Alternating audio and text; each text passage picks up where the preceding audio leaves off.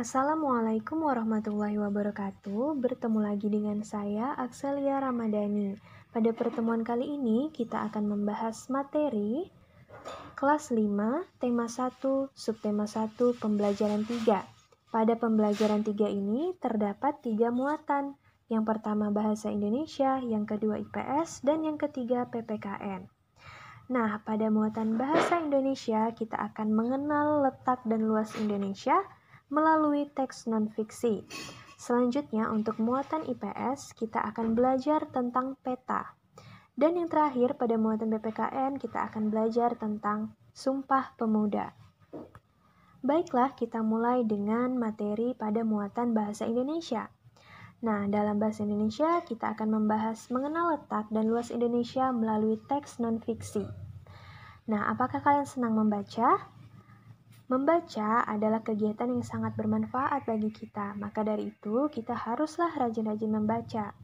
Nah, pada kali ini kita membahas karya non-fiksi atau bacaan non-fiksi, di mana karangan yang berdasarkan pada data-data yang benar, bukan rekaan, bukan hayalan, sifatnya informatif sebab banyak menyajikan informasi, contohnya biografi, makalah, artikel ilmiah, dan sebagainya. Nah, dalam membaca, kita harusnya mendapatkan banyak pengetahuan baru. Bagaimana cara kita mendapat pengetahuan baru? Nah, kita harus mengambil informasi penting dalam bacaan tersebut. Nah, informasi penting dalam teks dapat ditemukan dengan langkah-langkah yang dapat kita lakukan. Yang pertama, dengan membaca teks dengan seksama. Yang kedua, memahami makna tiap kalimat. Yang ketiga, menemukan kalimat utama atau gagasan pokok pada tiap paragraf. Dan yang keempat, kita harus menandai kata atau kalimat yang mengandung kata kunci. Sebagai contoh, pada teks mengenal letak dan luas Indonesia, pada paragraf pertama, berbunyi, pernahkah kamu mengunjungi kedua tempat tersebut? Pulau Derawan, surga tersembunyi di Kalimantan, dan air terjun Batang Kapas di Riau merupakan dua tempat yang banyak dikunjungi wisatawan karena menyajikan keindahan alam yang mempesona. Nah, informasi penting terdapat di kalimat kedua, mulai dari kata Pulau Derawan hingga kata mempesona. Silahkan anak-anak mempelajari bagaimana cara menemukan informasi penting dalam suatu bacaan. Selanjutnya, pada muatan IPS, kita akan mempelajari tentang peta. Nah, anak-anak sekalian, apakah kalian tahu apa itu peta? Peta adalah gambaran permukaan bumi yang ditampilkan pada suatu bidang datar dengan skala tertentu. Peta biasanya disajikan dalam berbagai cara yang berbeda, mulai dari peta konvensional yang tercetak hingga peta digital yang tampil di layar komputer dan telepon seluler. Nah, anak-anak sekalian, peta terdiri dari beberapa komponen. Nah, Ibu akan menjelaskan. Yang pertama, ada yang namanya judul peta.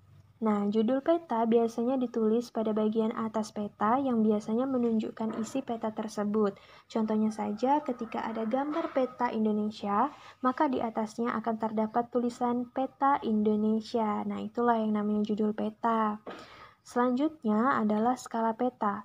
Skala peta merupakan perbandingan jarak pada peta dengan jarak sesungguhnya. Dengan skala peta, pengguna peta akan dapat menentukan jarak antar tempat yang ada pada peta tersebut. Yang ketiga adalah simbol. Simbol merupakan gambar atau warna tertentu pada peta untuk mewakili objek dalam peta. Yang keempat, garis astronomis merupakan garis hayal pada muka bumi.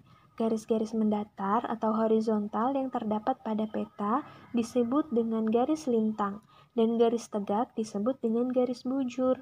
Yang kelima, legenda merupakan keterangan beberapa simbol yang digunakan pada peta untuk memudahkan pengguna peta memahami isi peta tersebut. Contohnya saja segitiga. Segitiga yang tidak berwarna itu artinya adalah gunung api, dan segitiga yang berwarna hitam artinya gunung mati. Nah, yang keenam adalah mata angin, merupakan pedoman utama arah mata angin. Mata angin yang mengarah ke atas menunjukkan arah utara. Jadi, di peta, mata angin yang menuju ke atas adalah utara. Nah, selanjutnya, bagaimana sih cara menggambar peta? Nah, cara menggambar peta dapat dilakukan dengan mengikuti gambar aslinya. Yang pertama, kita bisa melakukan dengan mencontoh peta asli. Pada peta asli, dibuat garis-garis bantu tegak dan mendatar berjajar. Jarak antar garis adalah 2 cm, sehingga terbentuk kotak-kotak persegi berukuran 2 x 2 cm. Kalian harus menggambar atau menggaris kotak-kotak tersebut dengan rapi agar hasil peta yang kalian buat akan rapi. Nah, yang kedua, siapkan kertas gambar yang akan digunakan untuk menggambar peta. Buatlah garis bantu tegak dan mendatar berjajar menggunakan pensil dan penggaris. Nah, yang terakhir, mulailah menggambar peta di atas kertas gambar dengan mencontoh peta asli yang telah diberi garis bantu. Baiklah, itu materi tentang peta. Jangan lupa anak-anak mengecek modul yang sudah Ibu berikan agar anak-anak lebih bisa belajar lagi tentang peta. Dan jangan lupa kerjakan tugas-tugas yang terdapat pada modul. Nah, yang terakhir adalah muatan pendidikan Pancasila dan kewarganegaraan. Nah, sebelumnya kita sudah belajar tentang letak geografis Indonesia dan belajar tentang peta. Sekarang pada muatan PPKN kita akan belajar tentang peristiwa Sumpah Pemuda yang mampu menyatukan para pemuda ataupun tokoh dari Sabang sampai Merauke. Tentu pembahasan ini akan sangat menarik anak-anak karena kita akan mempelajari bagaimana menyatukan negara kepulauan dengan rasa persatuan. Nah, anak-anak sekalian, negara Indonesia sebagai negara kepulauan terbesar di Indonesia, maksudnya di dunia, terdapat berbagai jenis ekosistem yang ada di Indonesia, baik ekosistem darat maupun ekosistem air. Indonesia juga memiliki beragam suku, adat, dan bahasa. Bagaimana mungkin semua penduduknya dapat berkomunikasi dengan menggunakan satu bahasa, yaitu bahasa Indonesia? Nah, Sumpah Pemuda merupakan salah satu peristiwa penting dalam sejarah nasional Indonesia. Peristiwa ini makin menyadarkan masyarakat Indonesia yang kala itu berada di bawah penjajahan Belanda terhadap pentingnya persatuan dan kesatuan untuk melawan penjajah. Pada saat itu, para pemuda yang berbeda suku, adat, dan bahasa bertekad untuk bersatu dengan membacakan sebuah sumpah.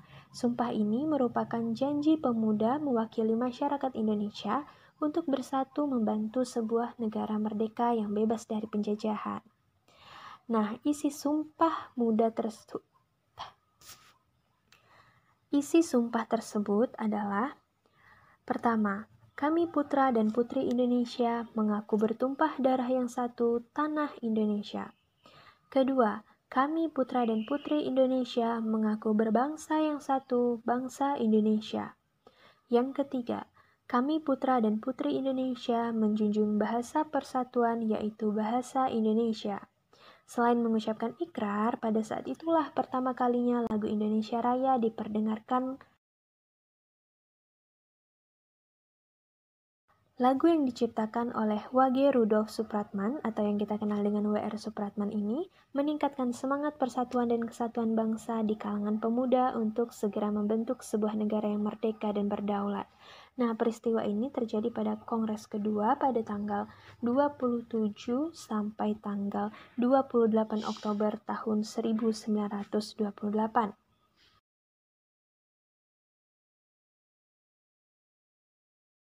Nah, seperti itulah sedikit cerita atau singkat cerita tentang Hari Sumpah Pemuda, di mana para pemuda, para tokoh berjuang untuk bersatu melawan penjajahan yang semakin merajalela.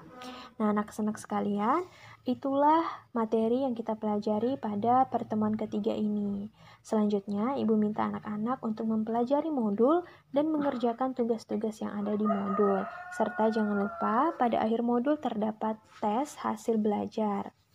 Ibu berpesan agar kalian selalu rajin belajar dan tidak bosan-bosannya Ibu mengingatkan kalian untuk menjaga kebersihan dan menjaga protokol kesehatan. Terima kasih anak-anak, itu saja yang bisa Ibu sampaikan. Ibu mohon maaf apabila ada kesalahan. Wabillahi taufiq wal hidayah. Wassalamualaikum warahmatullahi wabarakatuh. Tetap semangat belajar ya.